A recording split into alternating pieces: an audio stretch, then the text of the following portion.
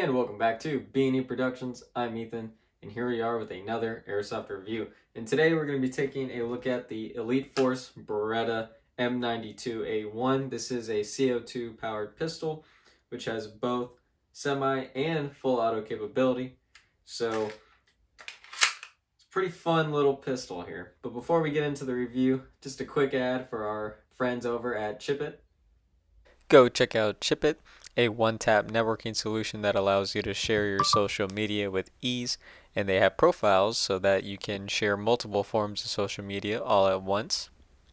And you can use the link in the description below to go to their website. You can order something, and you can use discount code Ethan for 10% off your order.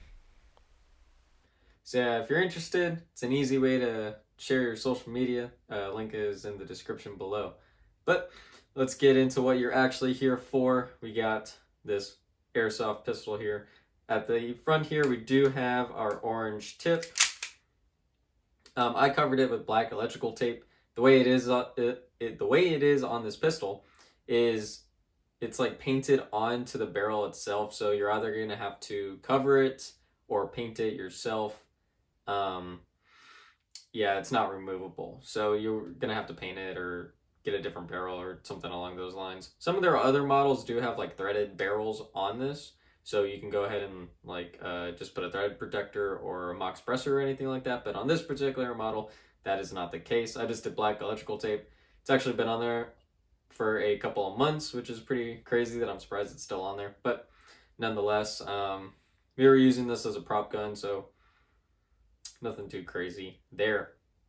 So we get into our slide here. The way it is the front is scalloped, so that way if you want to do any of your manipulations, you need to load it, so you got a jam or something, for whatever reason, you can go ahead and do that in the front. Both sides of the pistol are like that.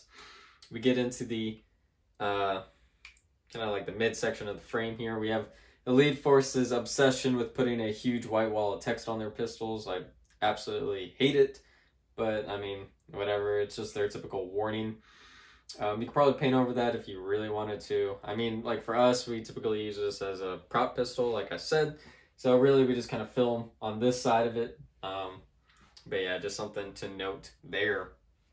It is etched into the slide, or laser etched, so it's not like all rigid or anything. So if you really wanted to, yeah, like I said, you could just paint over it. As we get further back in the slide here, we have some slide serrations on both sides of the pistol.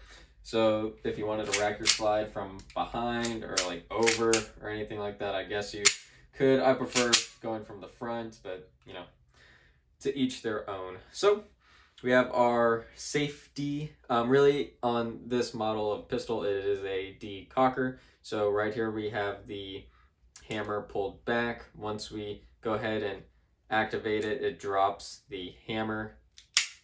There we go. Sometimes it gets a little stuck, but should drop the hammer. You are able to pull the trigger. Nothing happens. This is a double and single action pistol. So if I put it into fire, you are able to go ahead and have that long trigger pull, which will cycle the pistol, but you can also drop the hammer and pull the pistol. And then, you know, typically there would be CO2, it would recycle the slide and then bring the hammer back down. So you can't shoot it from hammer down, and that'll bring the hammer all the way down. So let's talk about the trigger. Trigger is pretty good. I mean, it's a CO2 pistol. It's pretty all right. So we have it in the hammer down position. You have a little bit of play here. Hit your wall and then release. Not too bad. So now we are hammered down. Have that nice long trigger pull. There we go. Hit our first wall. Hit our second one. And there we go. Let's do the release. Or the reset.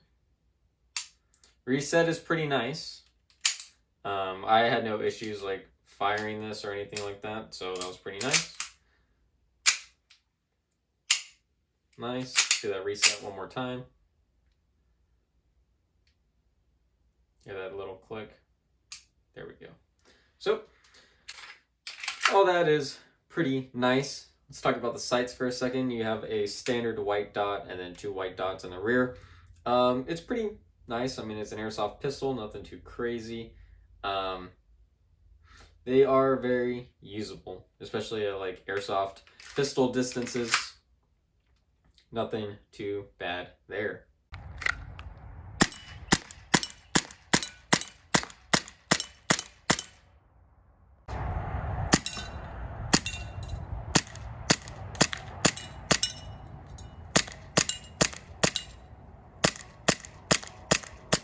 So let's talk about some of the frame features on here. We'll go ahead and flip the gun to this side. We do have a accessory rail for lights, lasers, whatever you want to put on here. You can. We get down into the kind of the control units, I suppose. We got our magazine, or I'm sorry, our slide release here. There we go. We have our slide release here. The way I like this pistol is designed, I like the way this pistol is designed because I can reach my magazine release and then my slide release all with my thumb here, so that makes reloads very easy. Just slide the magazine in, hit the release, and we're good to go.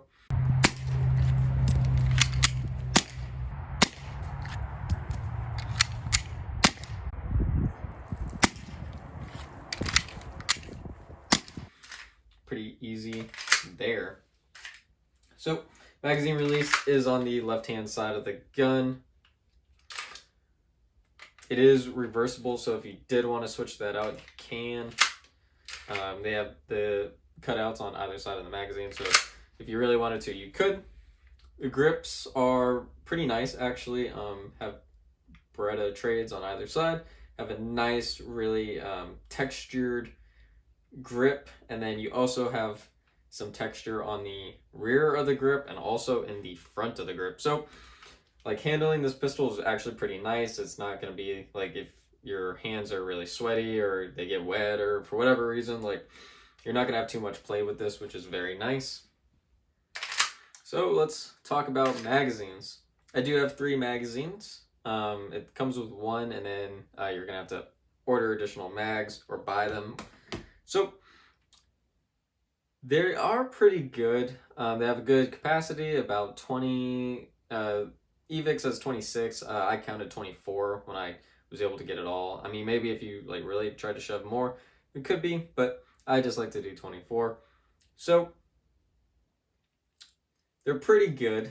I have 1 that leaks, so 2 were good, and then 1 was kind of bad. So not a great ratio there. That could just be me, but that has been what I've seen. With these, I really don't like the way the CO2 cartridge is put in here. If you watched my 2011 video, it's kind of like the same gripe, is just doing this is a pain in the ass. So like you drop your CO2 cartridge in, and then you'll go ahead and you'll screw this in. Oftentimes though, like I'll have trouble like aligning the threads, or I may like cant it just a little too weird, and then it just doesn't want to work. Really, I love the tried and true Elite Force 1911 tack mags, where it's like you don't have to remove the bottom screw to put the CO2 in, you just slide it in the side. I love that. I wish more guns had that option for these magazines. I do like, though, they do have a cutout here, so that way you can actually see if you have a CO2 cartridge in the pistol without having to like try to press on the gas release or anything like that. So I do enjoy that. But yeah, kind of a pain in the ass.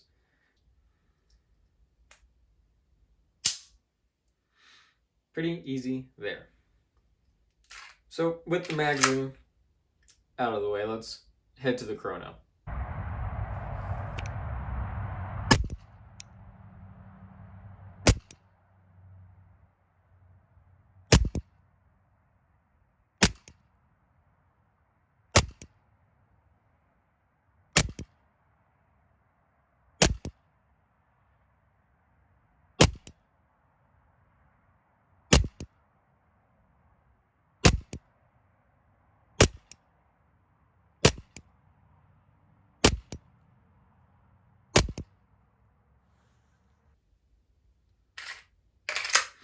So I actually just recorded this chrono section right before I recorded this video. I had one from a while ago, and I watched it, and it was just wildly inconsistent.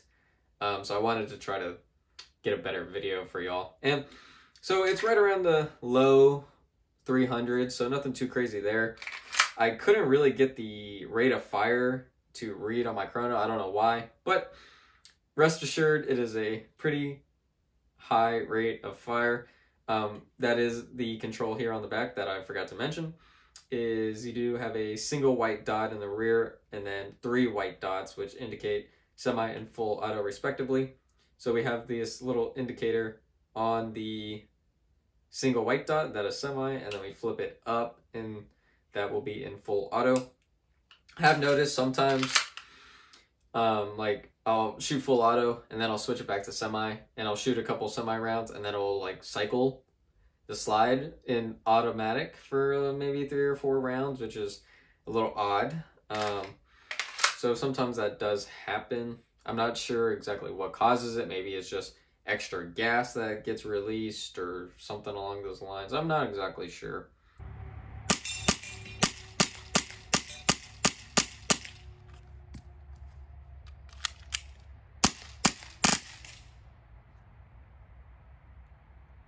But that's not really like a common occurrence. It happens every once in a while, so just something to be aware of. That could just be my model, but just something to note there. Overall though, pretty nice, solid pistol.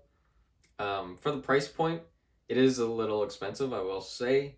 Magazines, about $35 a mag, plus the cost of the gun right now, which I just looked at, is $150. I could change by the time you watch this video, but it is a little pricey, especially when you kind of think about it. When I can get a 1911 TAC for $120, and then each mag is about $27-ish. So that does have like the added price point, but this does have full auto capability, and you can get extended magazines that are even longer, so they have a higher capacity. So trade-offs: what kind of look do you want? What kind of feel do you want? I would say if you could go to a shop, you know, go test it out, see what you like, how it fits. Because honestly, like, these are very similar in size. Like, they're pretty much the same length. The only reason this is a little bit longer is because I have a thread protector. But then, like, the profiles of them are very similar. So just get what you think looks cooler. I think they both function and work pretty well. Just comes down to magazines. But like, I've had 1911 mags fail too, so kind of just depends what you're looking for. One thing I do want to note here is holster compatibility. Is I don't have any Beretta holsters, but I did have a ASG CZP09 holster that I got from T-Rex Arms. And I was just kind of playing around because I was like, man, like, I want a holster for this Beretta, but I don't really want to spend good chunk of change on it.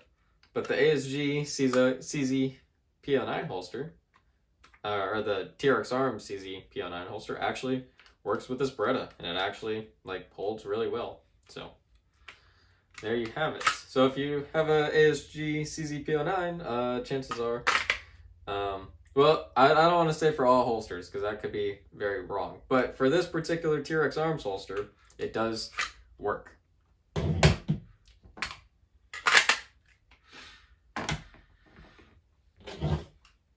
So kind of final thoughts. Oh, actually, before I do that, we do have some trades. We have Pietro Beretta, Gordon VT, and then we do have like the logo right here on the slide. Forgot to mention that earlier, but it is there. So final thoughts on this.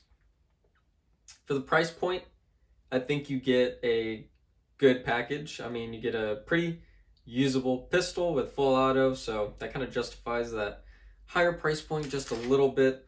Magazines, I wish they were better designed, but they are completely usable. Like, really, that's kind of just nitpicking of what I like in magazines, so take that with a grain of salt there. It's pretty cool, has full auto. That's kind of like the selling point of this. Just kind of cool. Is it my first choice in an airsoft pistol? Not really. My first choice would be the Elite Force 1911 or the ASG CZP09. But to each their own. Some people love the look of the M9 more than those. Really, airsoft is about looks. Kind of just got to find a good, usable platform and then kind of just pick your preference in the Beretta. I mean, honestly, it's going to come down to what you think looks cool, what feels good to you. These are just my opinions and my experiences with this gun. For the price, I think I got it on sale. I don't remember paying $150 for this. So, yeah, to each their own. But I'd buy it again. On sale, yes. If I could get the magazines a little bit cheaper, yes, I would. But again, it's going to come down to your own personal preferences. So if you have any questions about this or anything else I've shown here today, or anything else really, just go ahead and leave those down in the comments below. I rambled on for quite a bit, but thank you for staying with me. Go check out Chip It. Go check out the rest of our content, and have a great rest of your day.